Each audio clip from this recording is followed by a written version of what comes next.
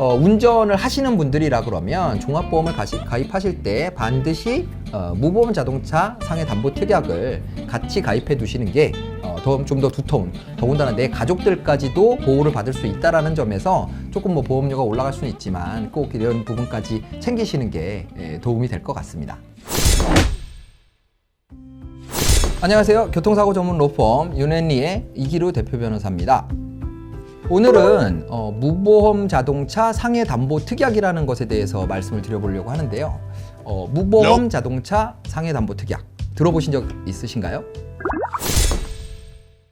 간단하게 말씀을 드리면 나에게 교통사고를 일으킨 가해자가 보험에 가입돼 있지 않을 때 그때 나에게 발생한 손해를 담보해주는 특약이라고 생각을 하시면 됩니다. 교통사고가 발생했는데 만약에 가해 차량이 보험에 가입돼 있지 않다.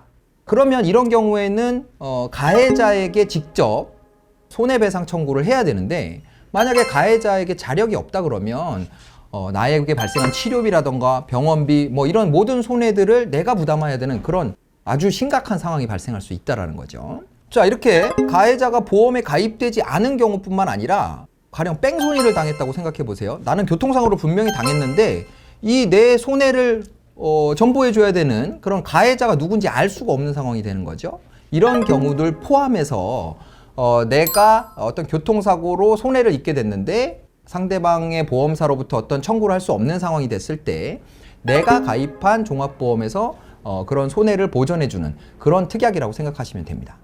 그리고 나에게 교통사고를 일으킨 자동차가 보험에 가입돼 있기는 한데 대인 피해에 대해서 무한 책임을 지는 대인배상 2가 아니고 책임보험, 즉 대인배상 1까지만 배상을 해주는 보험에 가입돼 있다 라고 했을 때 그러면 이제 보험 한도가 작거든요. 보상해주는 한도가. 그러면 그것을 초과해서 발생하는 손해에 대해서도 담보를 해주는 그런 특약입니다. 이 특약은 다른 보험의 다른 특약하고 좀 다르게 몇 가지 특징을 가지고 있어요. 피해자가 소송을 제기해도 보상액을 결정하는 기준이 법원에서 어떤 사고에 대한 판단이 아니라 그 보험 약관상에 정해진 한도 범위 내에서 지급이 된다는 겁니다. 그래서 이 약관의 한도는 인당 2억 원까지 이렇게 책정이 돼 있고요. 아무래도 이렇게 배상을 하다 보니까 이제 대인배상 2, 즉 대인 피해에 대해서 무한 배상을 하는 종합보험에서 보상해주는 범위보다는 훨씬 작을 수밖에 없겠죠. 그리고 또 한 가지 특징은 이 특약에서 보험금을 지급한 경우에는 책임보험이나 정보보장사업에서 보장되는 금액을 공제한 초과되는 손해에 대해서만 보장을 해준다는 겁니다.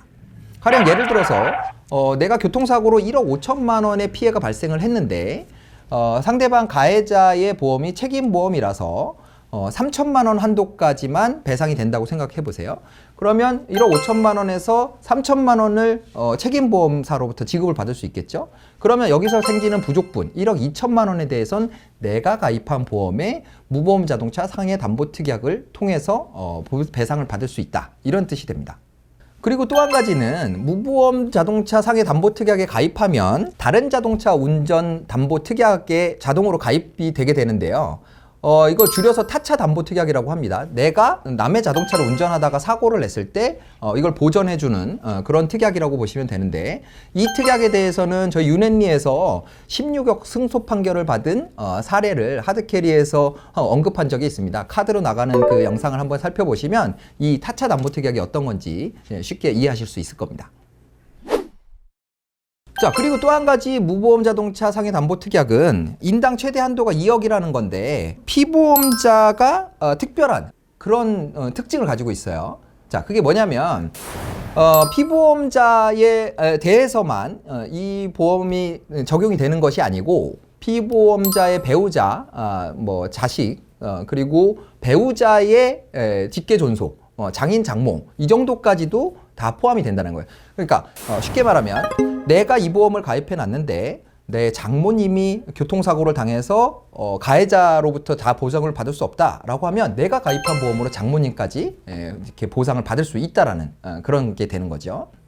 자, 그러다 보니까 이 특약에 가입돼 있는 사람이 여러 사람이고 그 중에 한 가족이 교통사고를 당했다라고 하면 각각의 가족들이 가입한 보험에서 이 한도까지는 계속 보장을 받을 수 있는 거예요. 자, 예를 들어서 제가 이 교통사고를 당했는데 우리 부모님이 그 무보험 자동차 상해 담보 특약에 가입돼 있다. 그럼 2건이겠죠? 그러면 그 2건에서 4억까지 보상이 이루어진다라는 거예요.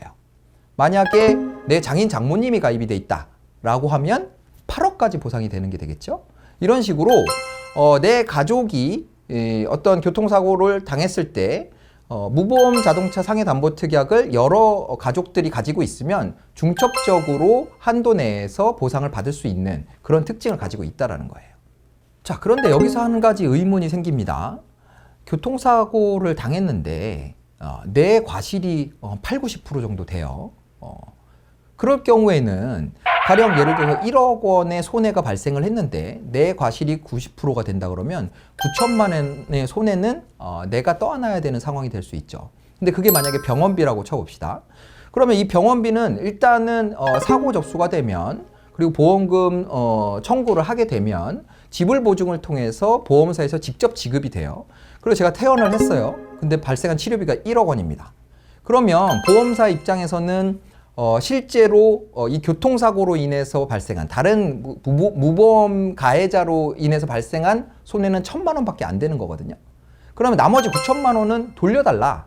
이렇게 할 수가 있다라는 거예요. 자, 정말 만약에 이런 상황이 된다 그러면 진짜 피해자 입장에서는 정말 난감한 상황이 되겠죠. 자, 그러면 제가 말씀드린 것처럼 이렇게 피해자는 내가 과실이 컸을 때 내 과실분만큼의 치료비를 다시 보험사로 돌려줘야 될까요? 결론부터 말씀드리면 그렇지 않다는 겁니다. 자, 제가 이 자동차 보험 약관 부분을 좀 한번 읽어 드릴게요.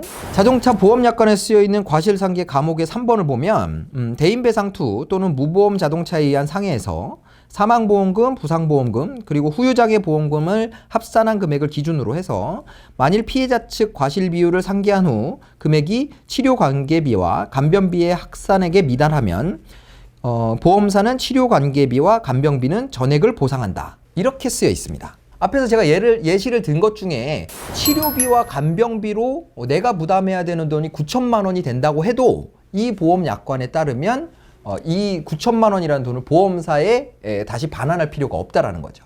자, 물론 한도는 있습니다. 치료비와 간병비에 한해서라는 거예요. 그 이외에 발생한 비용에 대해서는 반환을 해야 되겠지만 치료 목적으로 들어간 비용에 대해서는 반환하지 않는 것으로 이렇게 규정이 돼 있다라는 거예요. 피해자의 과실이 아무리 커도 직접적인 치료에 들어간 비용에 대해서는 보험사에서 보장을 해주겠다. 그렇게 규정이 돼 있다라고 생각하시면 되겠습니다.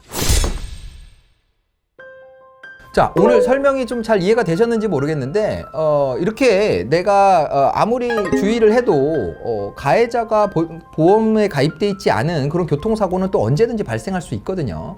그래서 여러분들 운전을 하시는 분들이라 그러면 종합보험을 가입하실 때 반드시 무보험 자동차 상해 담보 특약을 같이 가입해 두시는 게 좀 더 두터운, 더군다나 내 가족들까지도 보호를 받을 수 있다라는 점에서 조금 보험료가 올라갈 수는 있지만 꼭 이런 부분까지 챙기시는 게 도움이 될 것 같습니다. 자, 오늘 말씀드린 내용이 도움이 되셨다면 좋아요 눌러주시고요. 또 다음 시간에 다른 내용으로 또 접하고 싶으시면 구독과 알림 설정 부탁드리겠습니다. 지금까지 교통사고 전문 로펌 윤앤리의 대표 변호사 이기루였습니다. 감사합니다.